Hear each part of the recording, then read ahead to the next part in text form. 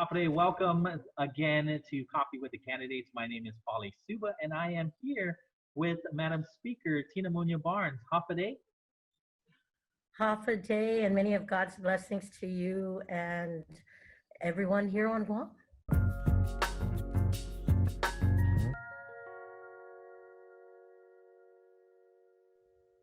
okay, so we're going to start in just a bit, but I guess we'll take off our masks since we're practicing social distancing, anyways, right?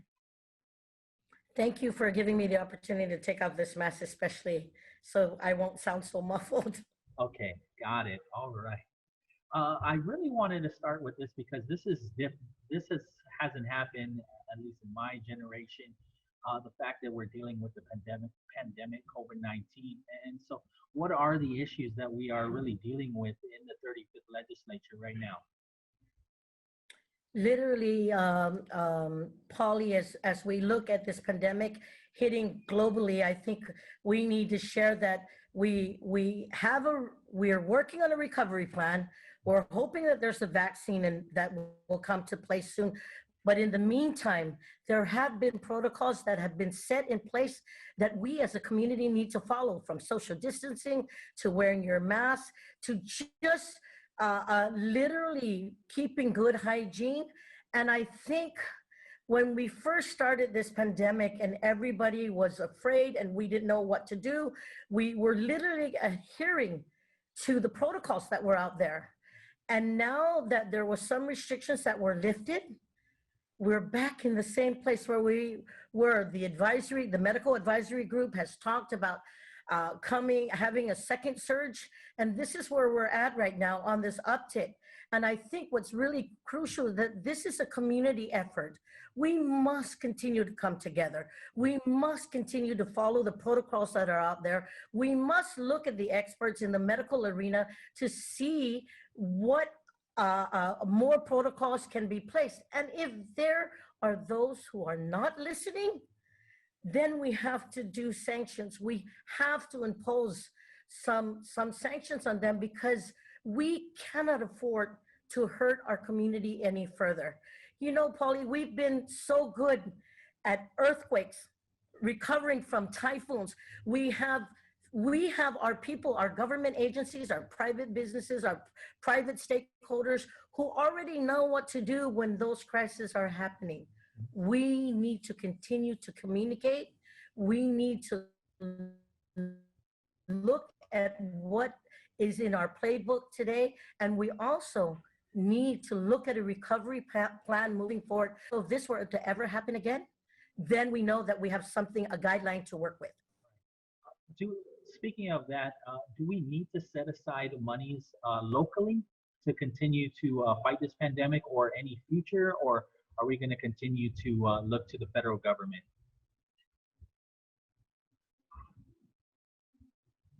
Well, Polly, you know that it needs a concerted effort of everybody. Our federal partners, our state partners have been able to give us the resources, the CARES Act. They're still looking at the HILL Act right now, but it needs to have a combination of both. We need to be able to share in what's happening. And right now, we've just been blessed to have the federal government work closely with us. But that may run out. And when that runs out, we need to look at new industries. I don't know if you know that we have some industries, some bills that have become law that we still have not implemented. We look at the bottle bill, the Container Act, the film office, even the bed and breakfast that still needs to be tweaked. We have the cannabis industry. We have to be able to continue to diversify. And I want to say that we cannot put all our eggs in one basket. Tourism is our economic driver. It gives over 20,000 jobs, and it has a multiplier effect. But we must look for new industries coming in. I think working with our source markets, working with industries that have been successful in Asia, because we are America and Asia, or Asia and America, I think that we can look at opportunities there. From the distribution centers, which is the fulfillment centers,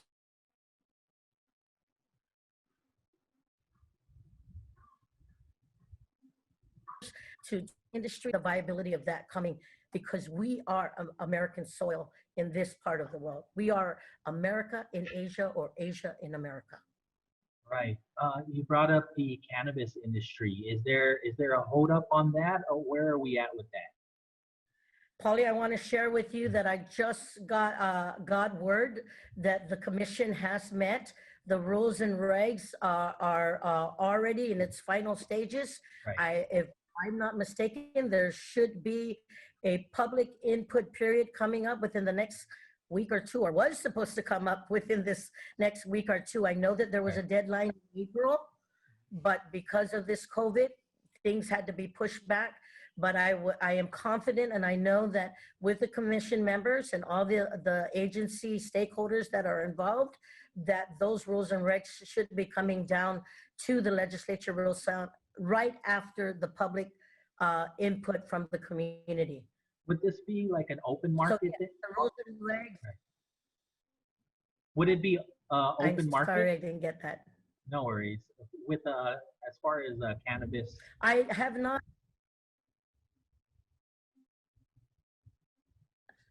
I support an open market.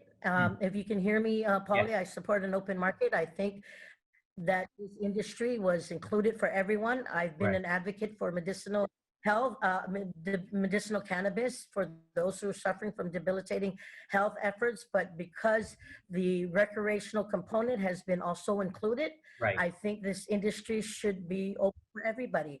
And the perspective of having business opportunities come into play, I think it should be, everybody should have that opportunity to be looked at. And again, I await the guidelines from the commission, and I'm grateful for all their hard work. I know that they have been working even during this time period. How would you rate the administration today dealing with our pandemic? You know, Polly, I wouldn't want to literally rate something that has, that this pandemic is worldwide. Mhm, Nobody expected this invisible war. mhm. What happens today may be changed in the next hour. Right, I want you to know that we need to continue to be open. I know that this administration is trying their very best, but I think that information is very crucial. I think that the awareness and working closely with the medical advisory group is still very crucial in this part, and we need to do our very best. Of course, we can do better, yes, but all of us are very new at this. mhm, None of us had the opportunity. This is not like a typhoon. right, This is not like an earthquake where right. there's a stop or a pause. This invisible war is still happening, and we don't know when it's going to end. And this is happening worldwide. And I think that we need to continue to come together as a community to be able to show our people that we continue to listen. And when we get the information, we need to continue to share it out there. And one other thing that I think is real crucial in this day and age is we need to continue to test our community so that we have a relief of security and safeguard within ourselves and our community. If you're elected to the 36th legislature, where do we go moving forward? Like, what would be the first bill that you would enact or try to get on to the session floor? You know, Folly, I always say health, education, and safety are the priorities in any initiative moving forward, right? Mm, Especially for me. But with this pandemic, I think it's we as a community need to come together as policymakers and look at even envisioning a 2030 plan.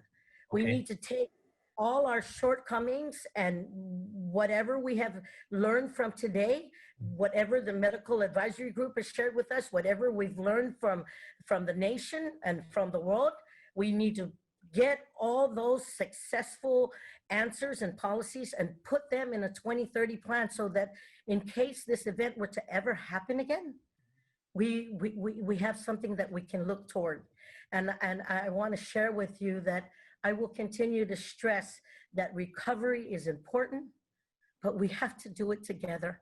right, You know, we've been so blessed, and We just know that with our numbers of death here being very low, recovery is everything. Right.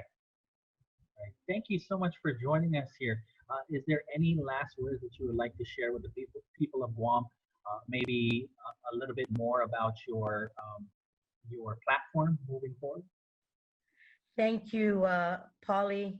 I've always shared with our people of Guam that I have the heart and the passion to serve. I'm a good facilitator. I brought new industries. I think there's still room to diversify and improve, to bring more industries to Guam so that our people can get jobs, so that we can look at having a cleaner environment, a safer environment, a greener environment.